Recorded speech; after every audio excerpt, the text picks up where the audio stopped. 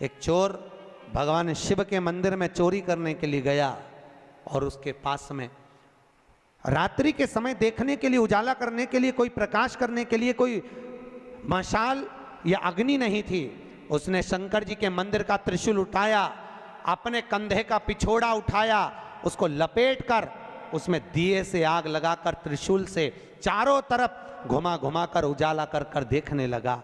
जैसे ही देखा वैसे ही मेरे शंकर प्रकट हो गए और शिव जी प्रकट होकर बोले, मांग तुझे क्या चाहिए? भोलेनाथ मैं तो चोर हूं, चोरी करने आया था, मेरे परिवार का भरण पोषण करना है। भोलेनाथ जी बोले, आज शिवरात्रि के दिन तूने रात्रि के समय पर मध्य रात्रि में मेरे मंदिर में प्रकाश करा है, इसलिए मैं तुझे वर देता हूं, जा कुबेर के सिंहासन पर तू बैठेगा। और भगवान शंकर ने कुबेर को नीचे उतार दिया और या चोटे को कुबेर बना दिया। सोचो कितना दयालु होगा, चोर को कुबेर बना दिया। जिस कुबेर की तुम पूजन करते हो ये चोट्टा है, चोर है।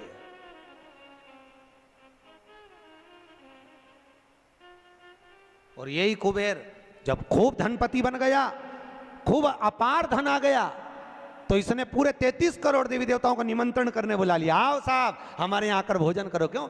सबको दिखाने के लिए हमारे यहाँ का राज सत्ता तो देखो कितनी है। अब वो चोर को कुबेर बना दिया, सबको बुलाया, सबको। और शंकर जी को बुलाना भूल गया। इतने में देवऋषि नारद जी वहीं से आ गए। नारद जी ने कहा, क्या बात है कुबेर जी? कुबेर जी बोले, आज हमारे यहाँ भोजन है, कल आप भी आना, बड़े प्रेम से पाना। नारद जी बोले, हम तो पालेंगे, पर ये तो बता चोट्टे, तेरे को जिसने कुबेर बनाया उसको बुलाया? कि महाराज मैं उसको भूल गया। होता है, दुनिया के लोगों की रीति है। जब व्यक्ति जिसके माध्यम से आगे बढ़ जाता है, बढ़ते चले गया, धनपति हो गया, सब कुछ बना लिया, पर जिसके पूंजी से, जिसके धन से, जिसकी संपदा से, जिसके आशीर्वाद से व्यक्ति आगे बढ़ता है, उसको व्यक्ति भूल जाता है। बस उसी को भूला, उसी को। बाबा कुबेर जी ने कहा मैं तो भूल गया, अब क्या करूं? नारद जी ने कहा जाओ विनती करो। नारद जी ने जैसे ही कहा, कुबेर दौड़ कर गया भोलेनाथ जी के पास में, हर हर। भोलेनाथ जी ने पूछा, बोलो क्या बात है? इतने में कुबेर बोला, प्रभु मेरे से गलती हो गई, मैं आपको निमंत्रण देना भूल गया। शंकर जी बोले, कोई बात नहीं, देखो ये बड़ी बड़ी पार्टियां तो मैं तो वैसे भी अटेंड नहीं करता भैया, इतनी बड़ी बड़ी पार्टी मैं अटेंड नहीं कर सकता, तो कौन अटेंड करेगा? इतने में भगवान भोलेनाथ जी बोले, मेरा जो छोटा बेटा है गणेश, वो अटेंड करेगा। इतने में कुबेर बोला, प्रभु वो इतना सा तो रखा है, क्या खाएगा? इतना तो केना था। शंकर भगवान को हंसी आ गई, इसीलिए तो उसको अटेंड करने भेज रहा हूं, इसीलिए उसको भेज। वो क्या खाएगा? बाबा भोलेनाथ जी बोले, अब तो इस समय बताएगा कितना खाता है। कार्तिकेय जी को गुस्सा आ गया। कार्तिकेय जी ने अंदर माता पार्वती से कहा, माँ माँ। माता पार्वती जी ने पूछा, क्या बात है? माँ घर का बड़ा बेटा कौन है? भगवान पार्वती जी ने कहा, कार्तिकेय तू। जब बड़ा बेटा मैं हूं तो सबसे पहले पार्टी अटेंड करने का हक किसका? तेरा। तो शंकर जी ने, पिताजी ने गणेश जी को कुबेर भैया के यहाँ भोजन करने क्यों भेजा? शंकर जी आएंगे, उनसे पूछेंगे। भोलेनाथ जी जैसे ही आए, पार्वती ने पूछा, क्यों उपद्रव करवाते हो प्रभु, ये सब प्रपंचा क्यों करवाते हो? जब तुम्हारे दोनों बेटे बराबर हैं तो फिर ये बड़े को तुमने भेजा क्यों नहीं? इतने में शंकर जी बोले, मुझे मालूम है कहाँ पर, कौन सी पार्टी में, किसके घर किसको भेजना, लिफाफा लेके। मुझे सब मालूम, कौन सी शादी किसको अटेंड कराना है, ये मुझे मालूम है, इसलिए मैंने गणेश जी को वहां भेजा। और गणेश जी से कहा, बेटा अच्छे से जीवना। गणेश जी बोले, पिताजी नाक कटाऊंगा नहीं, क्योंकि नाक मेरी लंबी है, तुम चिंता करो मत, जीवने बैठा तो उठूंगा नहीं जब तक आपकी सूचना आएगी नहीं। और गणेश जी महाराज पहुंच गए। शाम को 7 बजे भोजन का टाइम, 4 बजे पहुंच गए।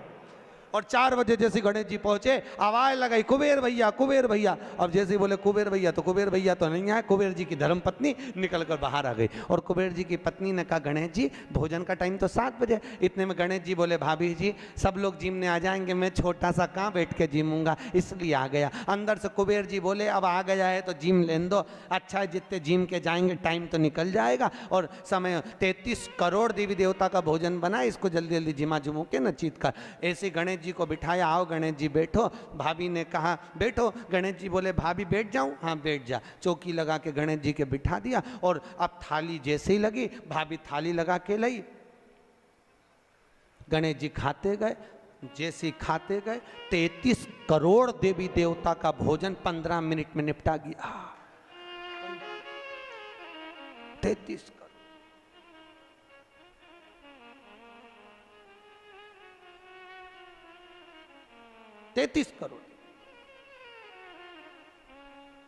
अब 33 करोड़ देवी देवता का भोजन जब 15 मिनट में निपटा, सारा भोजन खत्म। गणेश जी आवाज लगाए भाभी और लिया। भाभी गई तो चने की दाल की बोरी, चावल की बोरी, आटे की बोरी सूखी सूखी धरी आई, वो सूखा सूखा ही खा गया। घर का जितना माल था, दुकान का जितना माल, भंडारे का जितना माल सब खा गया। इतने में कुबेर जी की पत्नी दौड़ती दौड़ती गई, स्वामी स्वामी। स्वामी जी बोले क्या हो गया? कुबेर जी बोले हुआ क्या कि वो सब खा गया। कि कौन? तो कि वो गणेश। तो कि वो तो इतना सा था। तो वो इतना सा तो है पर तोन जोरदार है, सब खा गया। इतने में कुबेर जी नारद जी के पास पहुंचे तो नारद जी तो आनंद में लगे हुए थे, खूब अलमस्ती। नारद तो नारद, वो तो अलमस्ती में। श्रीमन्नारायण श्रीमन्नारायण श्रीमन्नारायण श्रीमन्नारायण श्रीमन्नारायण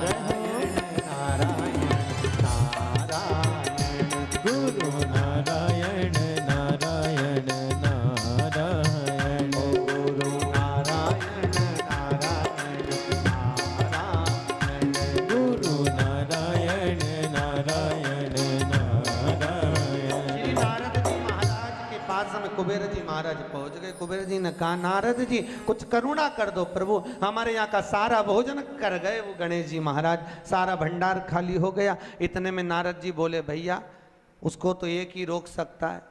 कौन? कौन रोकेगा? कि भोलेनाथ जी के सिवाय कोई नहीं रोक सकता।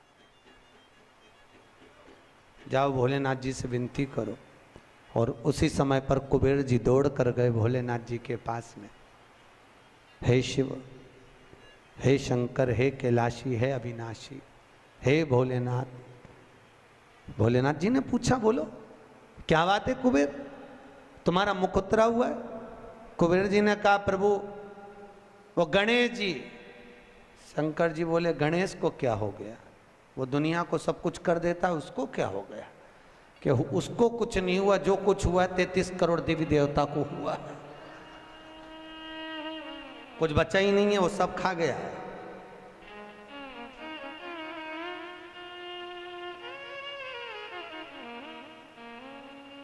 भगवान शिव ने कहा क्या चाहते हो? उनको जीमने से रोक दो प्रभु, कुछ बचा ही नहीं है, आप देखेंगे। शंकर जी ने एक दुर्बा उठाकर दे दी कि गणेश जी को दे देना कि ना ये दांत खरोच ले।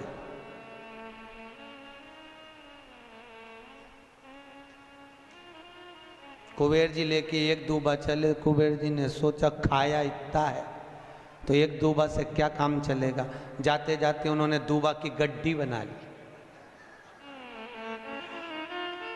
आज भी नियम है, गणेश जी को ढेर सारी दूबा चढ़ाने की जरूरत नहीं है।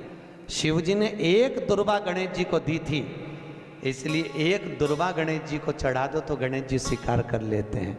ढेर सारी चढ़ाने से कोई लाभ नहीं है कि बहुत सारी चढ़ाएंगे तो गणेश जी राजी होंगे। तो कुबेर जी ने चलते चलते बहुत सारी उठा ली थी, गणेश जी को ले जाके दे दी। लो प्रभु ये कहां चढ़ाते हैं दुर्बा?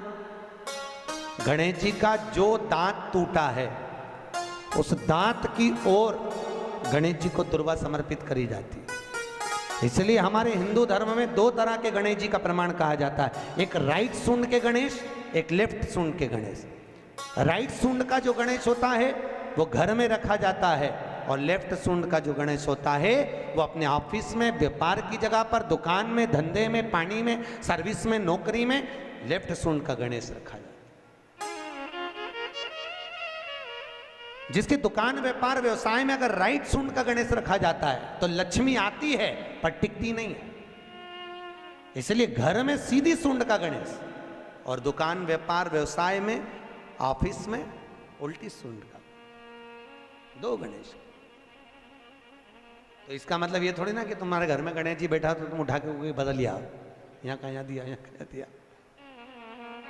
अब रखे रहने।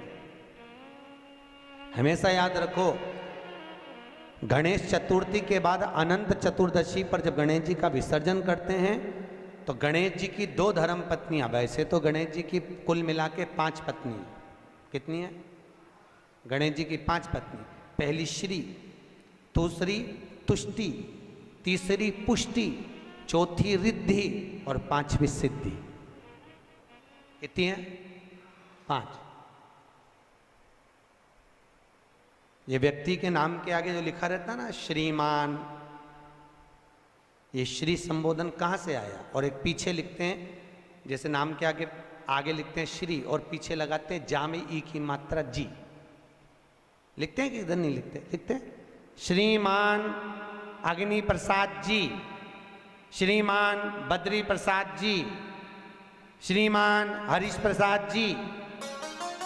तो श्री आगे क्यों आया और जी पीछे क्यों आया?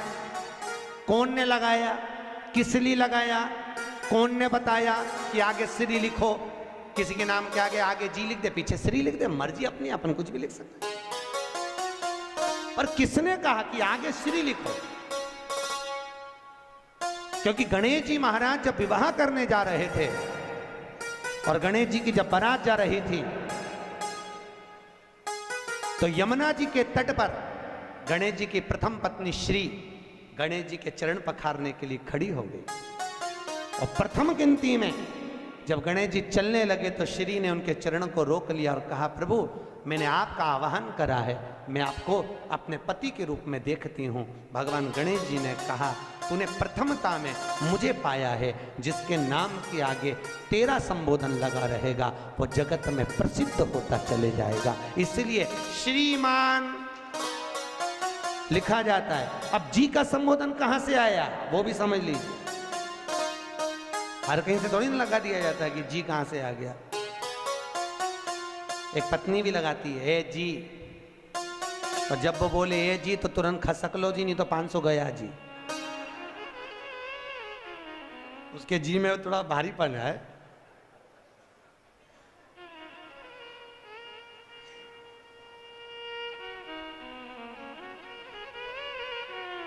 तैतीस करोड़ देवी देवता में सबसे सुंदर जोड़ी थी शंकर और पार्वती की। सही है कि गलत है? कभी नहीं झगड़ते थे।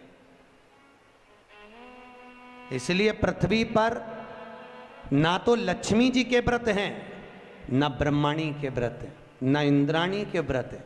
अगर पूरी पृथ्वी पर सबसे ज्यादा व्रत किसके हैं? माता पार्वती। तीज का व्रत किसका? पार्वती का। चतुर्थी का व्रत किसका? पार्वती का। चौथ का व्रत किसका? पार्वती का। छठ का व्रत किसका? पार्वती का। जितने व्रत है सब माता पार्वती। लक्ष्मी जी का कोई व्रत है क्या? अरे बोलो तो, ये आप लोग वो वैभव लक्ष्मी का व्रत करते हो, ये पुराना व्रत नहीं है, ये तो अभी अभी लोगों ने चालू कर दिया। ये लक्ष्मी, यहाँ कई लोग अमावस्या के दिन, दिवाली के दिन व्रत रख लेते हैं, हमारे शास्त्रों में उसका भी प्रमाण नहीं है।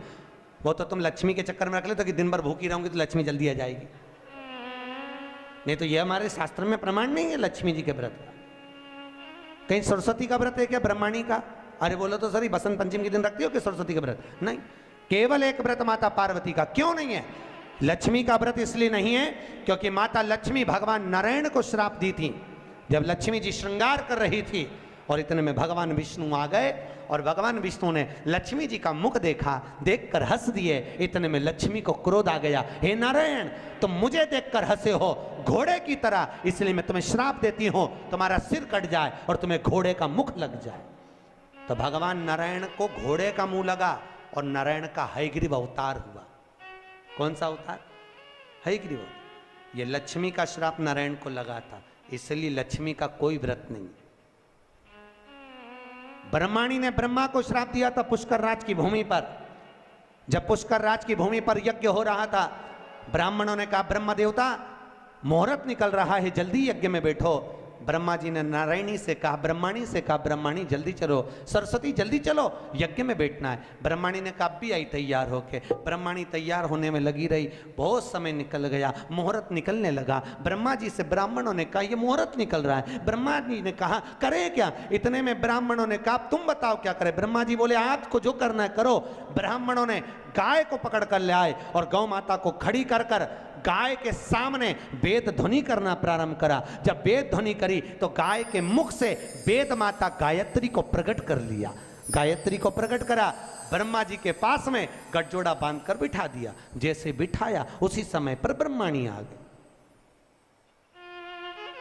और ब्रह्माणी ने आकर देखा ब्रह्मदेव तुमने मेरी जगह पर दूसरी नारी को बिठाया है, मैं तुम्हें श्राप देती हूं, तुम्हारे पृथ्वी पर कहीं मंदिर नहीं बनेंगे। ब्रह्माणी ने श्राप दे दिया।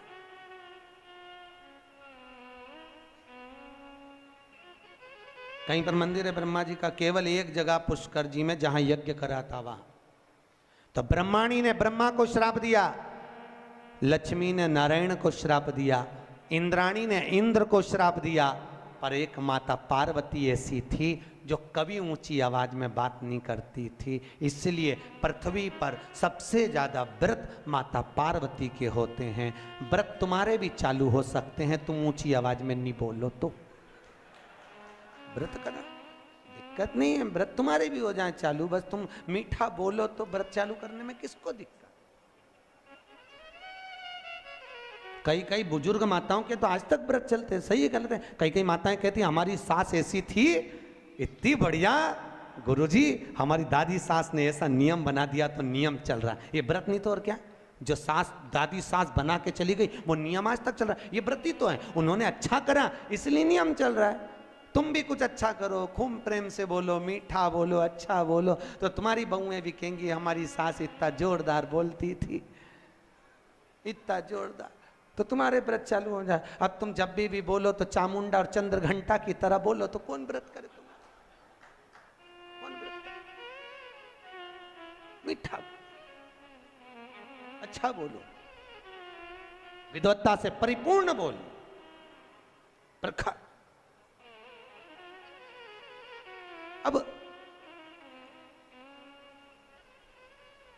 केवल एक मां, समय आया, श्री वेद व्यास जी ने वर्णन किया है शिव महापुराण का सुंदर लेख कानन। 24,000 श्लोक शिव महापुराण में है, 12 संहिता, 12 खंड है।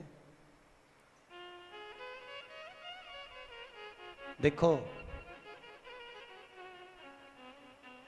भागवत की रचना वेदव्यास जी ने इसलिए करी कि वेदव्यास जी को अपने मन में आत्मा की शांति के लिए कुछ करना था, आत्म तृप्ति के,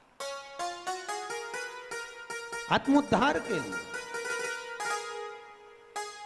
और जब आत्मोद्धार के लिए वेदव्यास जी ने श्रीमद् भागवत की रचना कर दी, उस रचना के बाद में जगत के लोगों को जगत कल्याण के लिए, जिसको देखो कोई तन दुखी, कोई मन दुखी, कोई धन बिन रहत उदास, तुलसी या संसार में सुखी राम का दास। भगवान वेदव्यास जी ने देखा दुनिया के लोग बड़े दुखी हैं, कोई धन से दुखी है, कोई तन से दुखी है, कोई मन से दुखी है, तो वेदव्यास जी ने सोचा अब करा क्या जाए। तब वेदव्यास जी ने उसी समय शिव महापुराण की रचना कर दी, जगत के कल्याण में। जगत शिव महापुराण,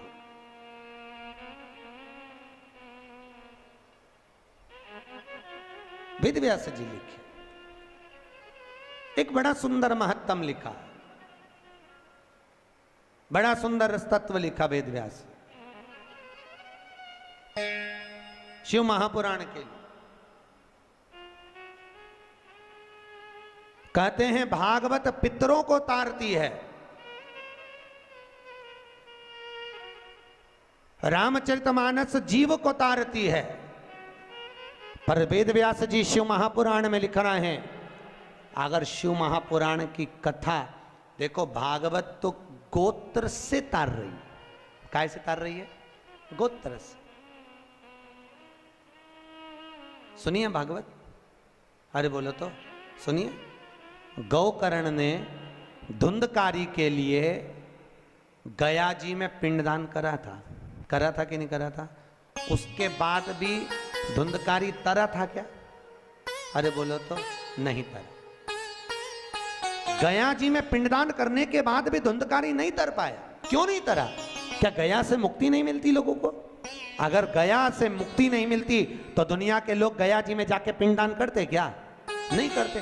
गया भी मुक्ति का केंद्र है, गया जी से पिंडदान करने से लोगों को मुक्ति मिल जाती है, पर धुंधकारी को क्यों नहीं मिली? उसका कारण था, क्योंकि जब जब गोकर्ण पिंड देता था, धुंधकारी का नाम बोलता था, अपना गोत्र बोलता था, पर उसको ये नहीं मालूम था कि ये धुंधकारी माँ की संतान नहीं, धुंधकारी तो किसी सहेली की संतान थी, और माँ पैसे देकर उसको गोदी लेकर आ गई थी, नाम अपना दिया, गोत्र अपना दिया, पर ये नहीं समझ पाया कि ये दूसरे की संतान है, इसलिए वो तर ही नहीं पाया।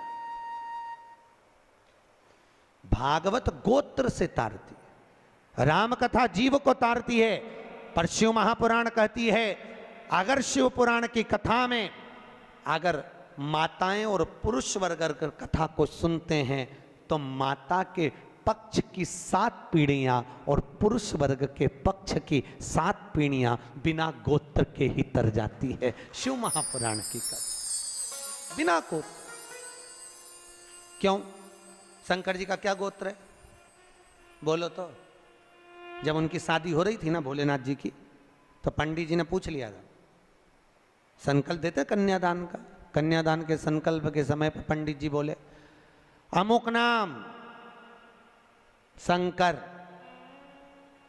पिताजी का नाम शंकर, दादाजी का नाम बोलो शंकर। परदादा का नाम शंकर। इतने में पंडित जी को बुरा लग गया। पंडित जी ने सोचा, बताओ ब्याह करने आया है कि नशे में आया है? पिता का नाम शंकर, खुद का नाम शंकर, दादाजी का नाम शंकर, परदादा का नाम शंकर। इतने में तुरंत पंडित जी उठ के खड़े होकर हिमालय राज से बोले, वहां भोलेनाथ जी के सम्मुख में हिमालय राज से बोले, हिमालय राज ये कैसा दूल्हा, अपनी लड़की को तुम्हें इसके साथ बिया रहे, नशेले के साथ, गंजेड़ी भंगेड़ी के साथ, इसे इतनी सूझ नहीं कि अपने पिताजी का नाम क्या है।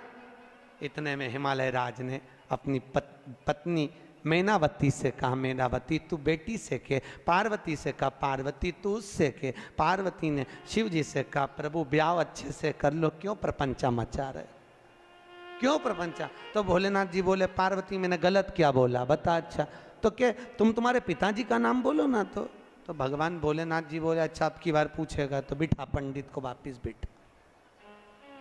पंडित वापिस बैठा, फिर संकल्प चालू, अमुक नाम शंकर, पिताजी का नाम शंकर, दादाजी का नाम, अरे बोलो शंकर, गोत्र शंकर। इतने में तो पंडित को लगी बहुत मिर्ची। पंडित तो उठ के शादी के मंडप से बाहर, पार्वती जी ने शिव जी के चरण पकड़ लिए। बड़ी मुश्किल से एक पंडित आया, क्योंकि तुम बारात ऐसी लाए थे सब देख के भग गए, एक ही बच्चा, तुम उसको भगा दोगे तो शादी कौन कराएगा। इतने में शंकर भगवान बोले, वो ही कराएगा जो भी भाग के गया, तो चिंता मत कर। शंकर जी ने गले में से हार को उतारा और कहा, जा रे जरा धोती में घुस जा। और जैसे ही बब्बा गया, और जैसे ही गया पंडित जी के पास, पंडित भाग के तुरंत और मंत्र बोलना चालू है, सब मंत्र बोले। इतने में पार्वती बोले, ये तो नॉन स्टॉप बोले जा रहा है। भोलेनाथ जी बोले, अब तो पूरी भांवर करा के चुप होगा, तू चिंता मत कर, बोलने दे। अब बोले ही जाए, बोले ही जाए, बोले ही जाए, बोले ही जाए, चुप ही नहीं हो। पार्वती बोले, मर जाएगा, टेका जाएगा बापड़े के। इतने में शंकर जी बोले, तू चुपचाप बोल, वो तो बोलने दे। तो कब रुकेगा। भोलेनाथ जी बोले, जब पूरी भांवर हो जाएगी, जैसे ही अपन बैठेंगे वैसे ही बटन दबा देंगे, क्लियर बात, तो चिंता, बोले जा बोले।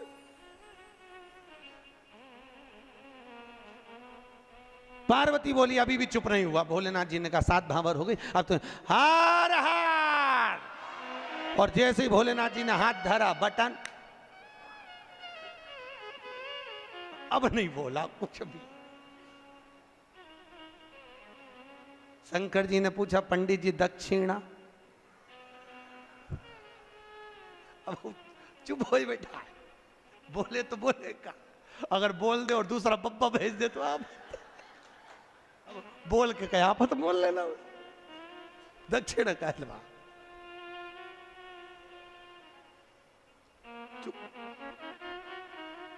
पार्वती जी ने पंडित जी का तिलक करके पूछा, आपको क्या दूं।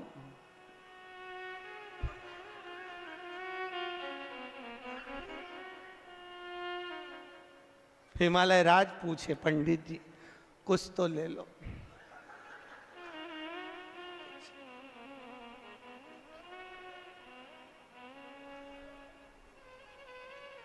पीछे से ब्रह्मा जी ने कहा, तो आप पोथी उठा के,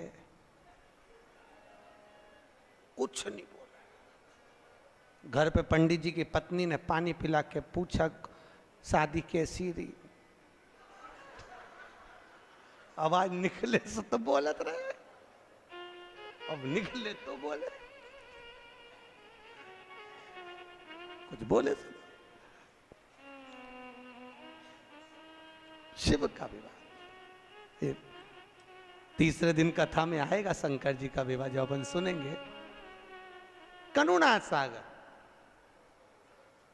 यह शिव कथा कहती है, भगवान शंकर की कथा में गोत्र की भी जरूरत नहीं है, या बिना गोत्र वाले को भी तार देती है शिव पुराण। आप सुनोगे, माताओं ने श्रवण करी तो उनका माए का पक्ष की भी 7 पीढ़ी, ससुराल पक्ष की भी 7 पीढ़ी कथा को श्रवण कर कर तर जाती है। ऐसी शिव महापुराण की कथा है, शंकर की तरण तारण वाली। अब कौन ऐसी कथा होगी। भागवत गोत्र से तारे जीव को तारे राम कथा, शिव महापुराण तार।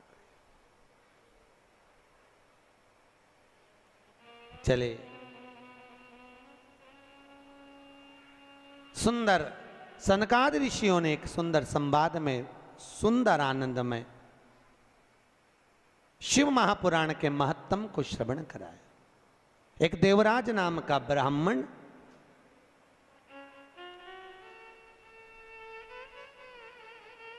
ब्राह्मण कर्म से वंचित रहा। देखो, हमारा जन्म जिस कुल में, जिस गोत्र में, जिस जगह पर हुआ है, हम उस वर्ण के अनुकूल रहे। ब्राह्मण का कर्म है शास्त्र पढ़ना, शास्त्र सुनाना। वैश्य का कर्म है धन एकत्रित करना। क्षत्रिय का कर्म है रक्षा करना। शूद्र का कर्म है इन तीनों वर्णों की सेवा। पर आज के जमाने में सब अपने अपने वर्ण से विभाजित हो गए। द्रौपदी के सम्मुख में एक प्रश्न आया था। द्रौपदी के सम्मुख में एक सामने एक प्रश्न आया था। अश्वत्थामा ने द्रौपदी के सोते हुए 5 पुत्रों का वध कर दिया। सुनिए कथा भागवत जी में, द्रौपदी के सोते हुए 5 पुत्रों का वध अश्वत्थामा ने करा था।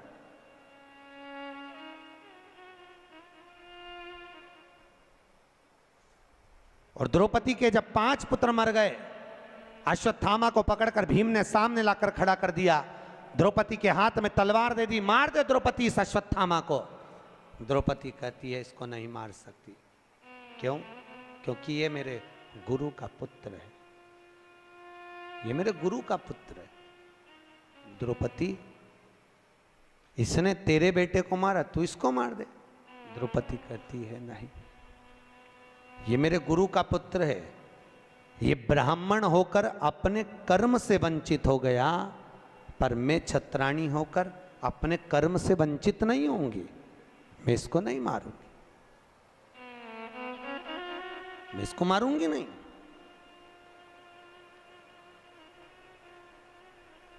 अरे इसने तेरे पुत्र को मारा, तू इसको मार दे। नहीं नहीं नहीं स्वामी, ये हमारी शास्त्र की रीति नहीं कहती कि कोई कुत्ता हमें काटे तो क्या हम कुत्ते को काट लें? ऐसा होता है क्या? अरे बोलो तो सही। पर घर में ऐसा ही होता है, सास ने कुछ बोला और बहू ने पलट के जवाब दिया, तो ये तो वही बात हो गई कि कुत्ता तुम्हें काटा तो तुम कुत्ता काट गई। बात तो यही है भैया। शिव महापुराण की कथा कर रही है, सास कुछ बोले, पिता कुछ बोले, बहू और बच्चों को चाहिए कि पलट कर जवाब ना दे, ना जवाब दीजिए। कई लोग कहते हैं हमारी सास हमें बहुत गाली देती है, महाराज हमारी सास बहुत अपशब्द बोलती है। बोलने दो,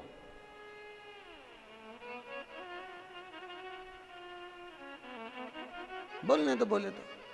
एक पत्थर का टुकड़ा एक खदान से निकला, उसी खदान में से मार्बल का जब टुकड़ा निकला, हथौड़ी की चोट दे देकर उसकी मूर्त बनाई गई। बनाई कि नहीं बनाई? वही मार्बल का टुकड़ा जमीन पर लगा है, लोग उस पे जूता रख के चल रहे हैं। वही मार्बल की मूर्ति मंदिर में पूजा रही है। बस अंतर इतना है, जिसने चोट को सहन कर लिया वो मंदिर में पूजा गया, जो सहन नहीं कर पाया वो जूते खा रहा, वो जमीन पर लगा है। सास ससुर घर के बड़े हमको चोट दे दे कर तराशते हैं, पर हमारी आदत इतनी विचित्र है कि हम सास को ही तराश देते हैं, तो हमको तराश। महाराज बहुत अपशब्द बोलती है हमारी सास। बोलने दो, वो तुम्हें गाली दे, तुम आरती गाओ, तेरा तुझको अर्पण क्या लागे। महाराज जी वो हमको गाली दे और हम आरती गाएं, हाँ वो तुम्हें आप शब्द बोले, तुम उसके लिए भजन करो। अम्बे तू है जगदम्बे काली, जय हो गुलबर्गा वाली। काहे बोले? मीठा बोलिए, काहे को आप सब कभी मत बोलो आप सब। शास्त्र कह रहा है, वैज्ञानिक रिसर्च में लगे हैं, शास्त्र कहता है जो शब्द हमारे मुख से निकलते हैं वैज्ञानिक कहते हैं 21 दिन के अंदर वही शब्द घूमकर वापस हमारे पास में आ जाते हैं। घूमने के बाद हम किसी को गाली देंगे, वो घूमकर हमारे पास आने वाली है। हम किसी को अपशब्द कहेंगे, वो घूमकर हमारे पास आएगा। इसलिए कहते हैं लोगों को भगवान का नाम दो, राम राम बोलो, जय श्री कृष्णा बोलो, जय महेश बोलो, तुम्हारी मर्जी पड़े वो बोलो, पर भगवत भजन में लीन रहिए।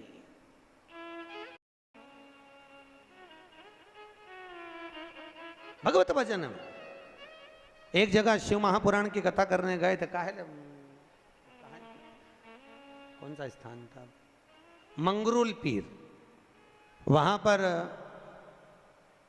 हमारे मारवाड़ी समाज के महेश्वरी बंधु कुछ बोले कि हम तो वेंकटेश भगवान को मानते हैं, हम कथा में नहीं आएंगे, तुमने गलत कथा रख ली शिव महापुराण की। भैया यहाँ शास्त्र कह रहा है तुम